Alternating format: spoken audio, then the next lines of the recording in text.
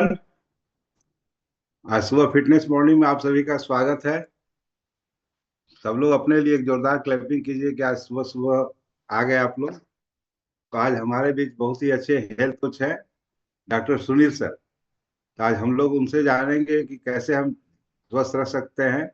तो आप लोग के सहयोग से हम कॉल करना चाहेंगे। Please help me welcome doctor Sunil sir.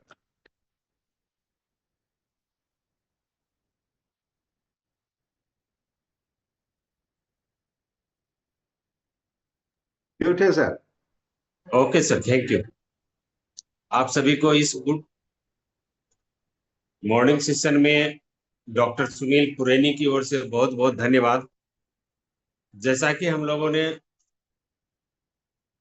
223वां session ये है और हम लोग ऊपर वाले के दया से बहुत ही अच्छे नेक इंसान हैं जो इस सेशन को, इस मॉर्निंग सेशन को मेंटेन करते आ रहे हैं। बहुत बहुत धन्यवाद ऊपर वाले का भी, साथ साथ हम लोगों का भी। दोस्तों, हम आज बात करेंगे auto immune disease. Auto immune disease जो है, जिसको हम हिंदी में स्वप्रतिरोधी स्वप्रतिरोधी डिजीज या बीमारी कह सकते हैं। दोस्तों, हम लोगों ने अच्छी तरह से कहावत सुनी है, व्यक्ति की सबसे बड़ी ताकत उनकी सबसे बड़ी कमजोरी भी होती है। व्यक्ति की सबसे बड़ी ताकत ही उसकी सबसे बड़ी कमजोरी होती है। यह कहावत जो है बहुत ही सटीक इस डिजीज में मिलता है। यह बात प्रतिरक्षी तंत्र के हमले में सटीक सटीक बैठता है। दोस्तों, इस मामले में यह मानते हैं कि हर बीमारी, हमारे अंदर जो बीमारी होता है, उसका प्रतिरक्षा तंत्र की ध्वस्त होने का परिणाम होती है।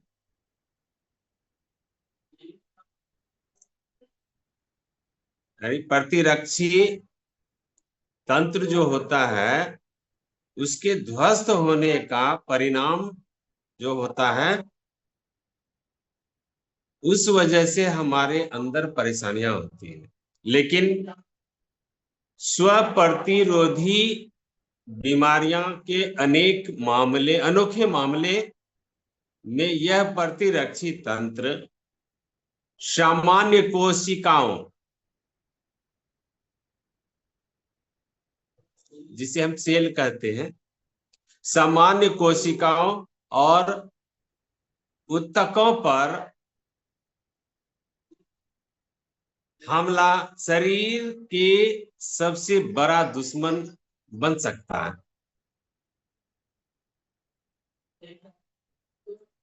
अब इसे थोड़ा सा गौर से समझेंगे कि यह प्रतिरक्षी तंत्र जो है,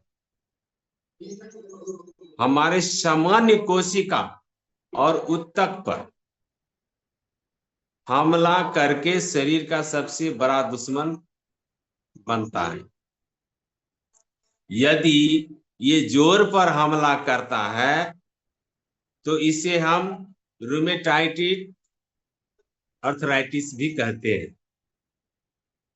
यदि ये आंत पर हमला करता है, ये हमारे आंतों पर अगर हमला करता है तो उसे हम क्या कहते हैं?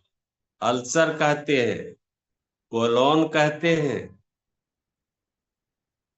यदि यह आक्रमण स्नायु पर, हमारे अंदर जो स्नायु है उसके ऊपर करता है, स्नायु के कवच पर करता है, तो उसे हम क्या कहते हैं?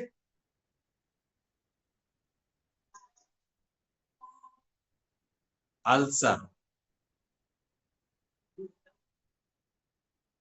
उसे हम अल्सर कहते हैं। जब ये आक्रमण हमारे शरीर के संयोजी ऊतकों पर यानी कनेक्टिव टिश्यू पर करता है, तो हमें ये ल्यूपस या स्क्लेरोडर्मा कहते हैं। ये डिजीज है। दोस्तों, यह क्यों और कैसे होता है, थोड़ा इसके बारे में हम जानें। यह सबसे बड़ी बात है समझने की। यह इम्यून सिस्टम जो है, ऑटो इम्यून सिस्टम, इसके वजह से होता है। यह जो है स्व प्रतिरोधी बीमारियां अत्यधिक सक्रिय प्रतिरक्षी तंत्र का परिणाम होता है, जो स्वयं ही आक्रमण करने लगता है। वह क्या करता है कि अपने आप में आक्रमण करने लगता है। लेकिन ये स्व प्रतिरोधी बीमारियां के मामले में शरीर का प्रतिरक्षी तंत्र अत्यधिक सक्रिय होने के बजाय वो दिग्भ्रमित हो जाता है।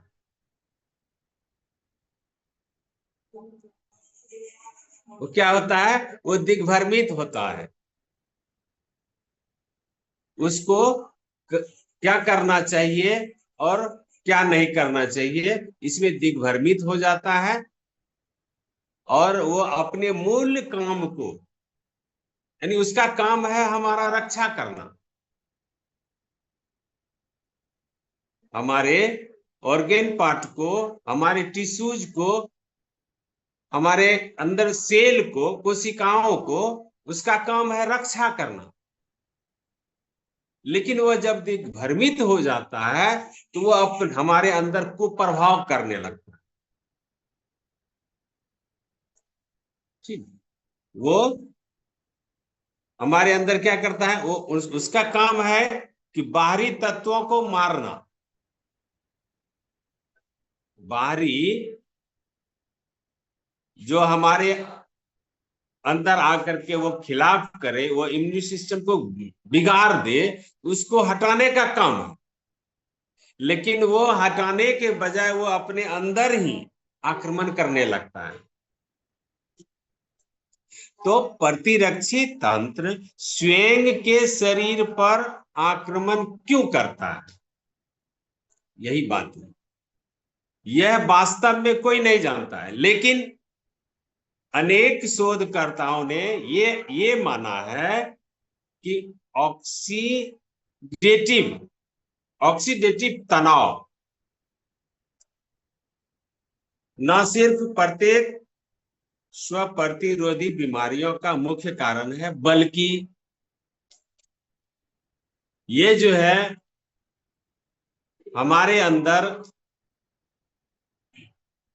प्रतिरक्षी तंत्र शरीर पर आक्रमण करने के लिए भी जिम्मेदार होता है।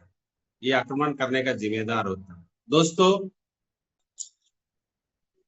स्व प्रतिरोधी बीमारियां का मुख्य जड़ ऑक्सीडेटिव ही है, जिसको हम तनाव कहते हैं। ऑक्सीडेटिव तनाव, आपस में तनाव हो जाता है, जिसके कारण हमारे अंदर इतनी सारी परेशानियां होने लगती है। इस तरह से ये हमारे अंदर परेशानी का कारण बनता है, डिजीज का कारण बनता है। जैसे आर्थराइटिस, रूमेटाइड आर्थराइटिस, ये जोड़ों में अगर वार करता है तो रूमेटाइड आर्थराइटिस हो गया। ल्यूपस हो गया, ये सेल को अगर परेशान करता है ये ल्यूपस हो गया। इस तरह से हमारे अंदर जो डिजीज बनता है मल्टीपल स्केलेबल रोटाइसिस और यहाँ तक कि अल्सर तक का परेशानी हमारे अंदर होता है। तो ये पीड़ित लोगों में एंटीऑक्सीडेंट की मात्रा को कम गया है। हमने जितना भी हम इस डिजीज को देखा है, रीड किया है, तो उसके चेक में, ब्लड चेक में ये देखा गया कि यह खास करके उनके अंदर इम्यूनिटी की परेशानियां, जो इम्यूनिटी पावर उसके अंदर होनी चाहिए उसकी मात्रा कम हो जाती है। एंटीऑक्सीडेंट के कम स्तर से यह प्रतिशत बढ़ चुका है। इससे रूमेटाइड, अर्थराइटिस, तनाव के चिकित्सीय संकेत भी बहुत ही उच्च होते हैं। खास करके इन बीमारियों की चरम अवस्था में मरीजों के लिए एंटीऑक्सीडेंट ही काम करता है। क्या करता है? इस डिजीज में एंटीऑक्सीडेंट ही काम करता है, क्योंकि उसके अंदर जो है कि रोग प्रतिरोधक क्षमता जो है वो पूरा कम हो जा रहा है। तो इस दरमियान हमें क्या क्या प्रयोग करना चाहिए? इससे पहले ये परेशानी ना हो उसके लिए हमें 100% उच्च गुणवत्ता वाले जो हमारे अंदर सेल से परेशानियां होती है, तो सेल को एंटीऑक्सीडेंट चाहिए, टिश्यू को एंटीऑक्सीडेंट चाहिए। हमारे यहां तक कि हमारे अंदर उत्तक जो है वह क्या है, इसके बारे में थोड़ा सा जाने। उत्तक जो है वो हड्डियां, हृदय, मस्तिष्क जैसे अंगों का निर्माण करता है। दोस्तों आप समझ सकते हैं, जब उत्तक ही परेशान हो तो हमारे हड्डियां में परेशानी, हमारे हृदय में परेशानी, हमारे मस्तिष्क में परेशानी, यानी वो अंग का ही निर्माण करता है। उत्तक जो है वो अंग का निर्माण करता है, एक अंग को दूसरे अंग से जोड़ता है। यदि यही परेशान हो तो हमारा शरीर कितना परेशान होगा। तो उसके लिए हमें क्या करना चाहिए? हमारे शरीर के अनुसार, वेट के अनुसार, बॉडी वेट के हिसाब से हमें उच्च गुणवत्ता वाले प्रोटीन चाहिए। हमें क्या चाहिए? भरपूर मात्रा में हमारे शरीर के हिसाब से विटामिन सी चाहिए और विटामिन बी भी चाहिए। यहां तक कि हमारे अंदर जो ये ब्रेन की समस्या जब हो जाती है तो उससे हम पहले निजात पाने के लिए हमें क्या लेना चाहिए? ओमेगा 3। जब हम इन सारे तत्वों को भरपूर मात्रा में हमें ये इस उत्तक को, इस सेल को मेंटेन करने के लिए मिल जाए तो हमें किसी तरह की परेशानी नहीं होगी। इसलिए हम अपने आप को 100% इम्यूनिटी के लिए, इम्यूनिटी बिल्ड रखने के लिए हमारे शरीर को इन सारी तत्वों की प्रचुर मात्रा में आवश्यकता होती है। अब जैसे हम फिर से रिवाइव कर दें, उसमें हमें 100% इम्यूनिटी बूस्ट करने के लिए विटामिन सी, विटामिन बी और प्रोटीन।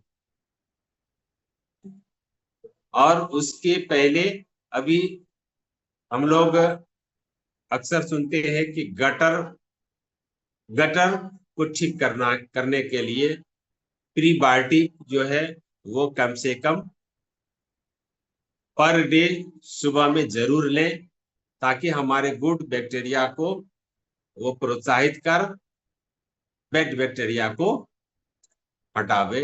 उससे क्या होगा कि हमारा पेट जो है, हमारा गटर जो है वो तंदुरुस्त रहेगा और हम बिल्कुल स्वस्थ महसूस करेंगे। और सबसे बड़ी बात है कि हम लोग अक्सर बोलते हैं कि हेल्थ इज वेल्थ, स्वास्थ्य ही धन है। तो हम इन सारी चीजों को अवश्य मेंटेन करें। और दूसरी बात है कि अपना डाइट जो है वो डाइट पर बिल्कुल कंट्रोल करना है। और खास करके सुबह में सूर्योदय से पहले अवश्य अपने आप को खिलखिला दें और एक दूसरे को भी सहयोग करें।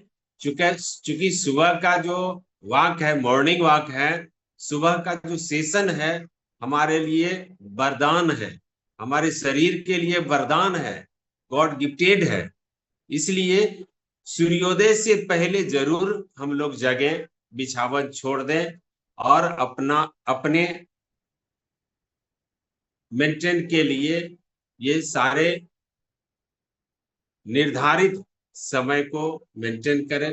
क्योंकि टाइम भी बहुत बड़ी चीज है। कहावत में टाइम इज मनी। इसलिए हम टाइम के साथ भोजन लें, समय के साथ अपने नींद को भरपूर मात्रा में लें और अपने बॉडी के हिसाब से पानी की मात्रा भी 3 से 4 किलो के अंदर जरूर लें। दोस्तों, यह प्रतिरक्षी तंत्र जो है उसके ऊपर जरूर फोकस डालें। प्रतिरक्षी तंत्र को भी बेहतर बना सकते हैं आप। अगर ये गड़बड़ा गया तो इससे क्या होता है कि हमारे शरीर के अंदर सूजन हो जाता है। सूजनकारी प्रतिक्रिया का नियंत्रण करने में मदद होता है ये टाइम बाउंडेशन। दूसरी बात है कि दूसरे शब्दों में एंटीऑक्सीडेंट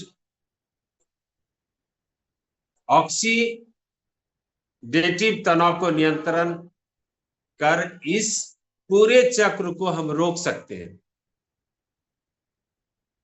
जो ये डिजीज होता है मित्रों, ये एक दिन में नहीं होता है, ये धीरे धीरे प्रभाव डालता है और हमारे शरीर के अंदर बहुत सारी परेशानियां करता है।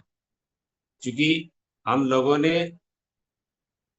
बहुत सारे ऐसे पेशेंट को देखा है कि हर जगह से वो रो करके आया है और हमारा सप्लीमेंट जो है वह उसके लिए वरदान साबित हो गया है। अक्सर देखते हैं कि फैटी लीवर का परेशानी। ये फैटी लीवर क्या होता है? और हमारे पास जो है